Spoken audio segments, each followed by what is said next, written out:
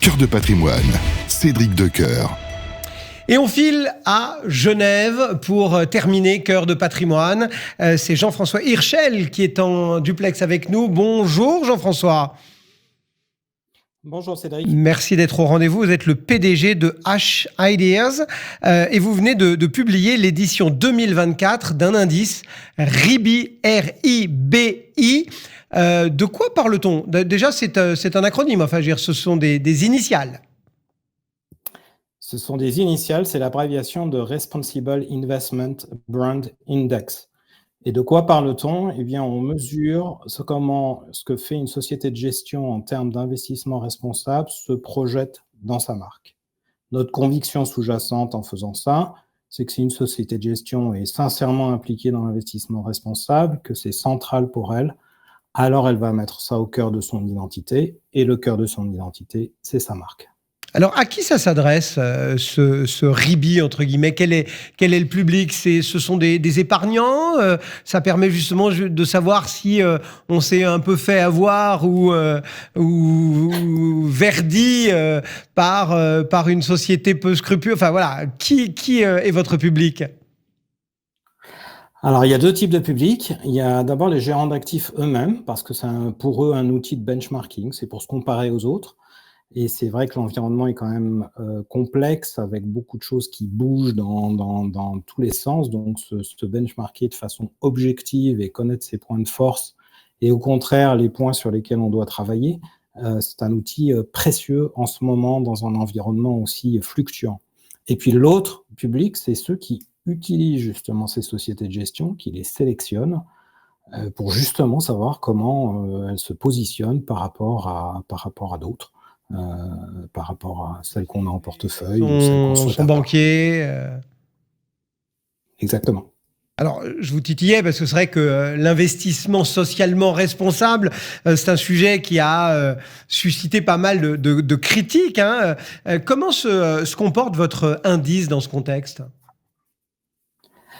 Alors, il y a effectivement beaucoup de critiques, beaucoup de choses qui bougent, et on le voit dans le monde entier. Alors, on voit beaucoup de différences d'un pays à un autre. C'est clair que, comme chaque année, l'Europe se positionne très en avance par rapport aux autres régions du monde. Et c'est vrai que les États-Unis se positionnent très en retard par rapport aux autres régions du monde, et encore plus en retard cette année que les années précédentes. Donc, on voit cette distinction géographique, mais on voit encore un petit peu plus au niveau individuel des sociétés de gestion. Clairement, cette année, il y a des choix qui ont été faits. Celles qui ont décidé de se renforcer encore et de clamer encore plus leurs convictions et leur identité sur l'investissement responsable.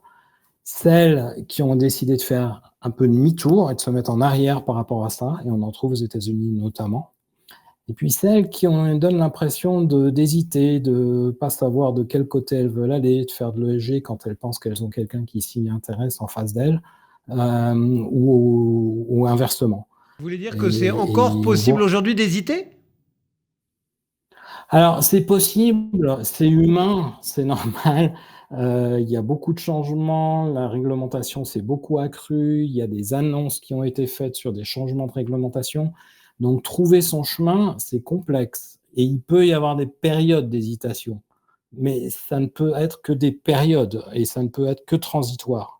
Donc, il faut plutôt avoir effectivement au bout d'un moment des convictions. Il y a 13 000 sociétés de gestion dans le monde. Donc, les investisseurs, les clients de ces sociétés de gestion sont en attente non pas d'une société de gestion de plus, parce que finalement, ils ont un choix qui est considérable, mais de clarté sur la société de gestion qu'ils s'apprêtent à sélectionner ou qu'ils veulent sélectionner, de savoir ce en quoi elles croient et de savoir si ces objectifs, et puis peut-être plus que tout, ces valeurs, sont alignés sur les siennes. Et c'est aussi à ça que sert votre RIBI, notamment ? C'est à ça que sert notre RIBI.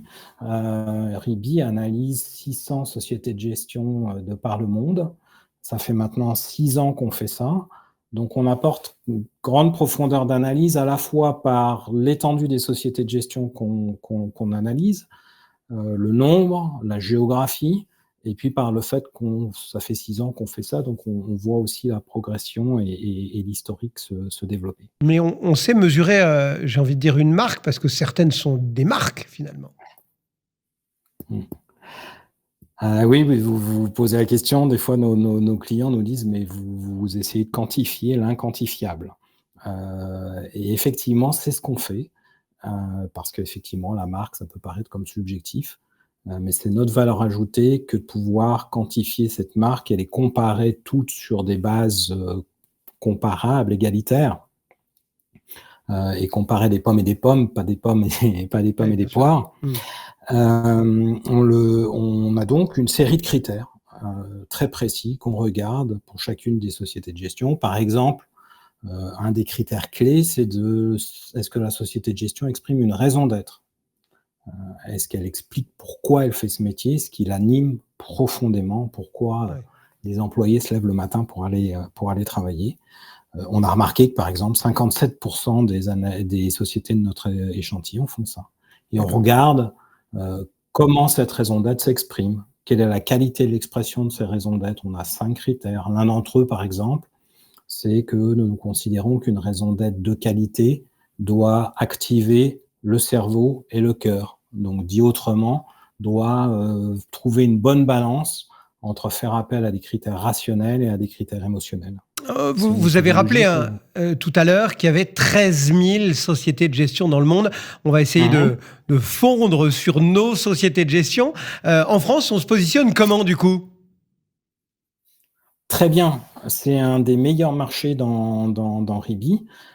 C'est un des marchés leaders. On a 3 marchés qui se distinguent pour être très en avance dans Ribi. C'est le Benelux, la France et puis, beaucoup plus loin, le Japon. Et c'est un phénomène assez constant dans les 6 éditions de Ribi. On donne quand même quelques noms. Bah oui, ça Qui sont doit les être meilleurs, public. les mieux Euh, classés? Alors, les meilleures françaises, c'est Amundi, Ecofi, AXA Investment Manager, CPRAM, BNP Paribas AM, Groupama AM, la Banque Postale Asset Management, la Française, Mirova et Crédit Mutuel Asset Management. Ça, c'est les 10 meilleures sociétés de gestion françaises telles que analysées Bon. par Ribi. Ça veut dire qu'il y a des Dans ce grandes maisons, mais classement pas des que. 10 meilleures, il y a des grandes maisons, mais pas que. Et ça, c'est un phénomène qu'on voit dans à peu près tous les marchés. C'est qu'on voit que parmi les meilleurs, il y a à la fois des grandes maisons et il y a à la fois des boutiques spécialisées. Et ça, c'est la preuve que l'investissement responsable et l'investissement responsable au cœur de l'identité et de la marque, c'est pas une question de moyens, c'est pas une question d'effectifs, c'est pas une question de budget. C'est avant tout une question de stratégie, de croyance et de conviction. Et l'avenir, du coup, il ressemble à quoi? Sur l'investissement responsable, je suis pour ma part très convaincu que l'investissement responsable est là pour durer. On passe par une période qui est un petit peu complexe, où il y a beaucoup de mouvances. Et c'est normal, c'est un sujet qui a évolué très vite dans l'industrie de la gestion d'actifs. Il fut un temps où on se plaignait de pas avoir assez de données. Aujourd'hui, on se plaint d'en avoir trop et un petit peu toutes différentes. Donc c'est normal de passer par un stade de maturation, mais il n'y a pas à hésiter dans une démographie telle que la nôtre dans les pays actuels, où de plus en plus la population va être faite de personnes à la retraite qui doivent toucher une retraite. La responsabilité sociétale de la gestion d'actifs, en plus d'investir les actifs durablement, c'est d'avoir une épargne qui est productive. Et donc l'investissement responsable et géré de façon responsable et performante, c'est un sujet de fond pour notre monde et pour notre société. Donc, vous n'avez pas fini de faire un rébit, quoi. On n'a pas fini de faire un Ribi parce qu'on pense que dans un univers tel que celle-là, la confiance entre les sociétés de gestion d'actifs, leurs clients et les clients de leurs clients, c'est-à-dire les épargnants, c'est fondamental. Et donc nous, on apporte à notre modeste échelle un instrument objectif d'analyse et de comparaison qui permet de clarifier les choses dans cet univers très complexe et fait de nombreuses sociétés de gestion. Donc à notre modeste échelle, on fait ça et c'est ce qui nous anime et c'est ce qui nous fait trouver l'énergie de le faire chaque année. Eh bien, merci Jean-François Hirschel d'être venu sur Radio Patrimoine en duplex depuis Genève, donc pour Cœur de Patrimoine et la présentation de cette édition 2024 de votre indice RIBI, R-I-B-I pour Responsible Investment Brand Index. Merci beaucoup d'avoir été en liaison avec nous et bonne fin de journée. Merci à vous, bonne fin de journée, au revoir. Voilà, c'est la fin de cette édition de Cœur de Patrimoine et on se retrouve bien évidemment la semaine prochaine. D'ici là, gérez bien votre patrimoine. Cœur de Patrimoine, une émission à réécouter et télécharger sur le site et l'appli Radio Patrimoine et sur toutes les plateformes de streaming.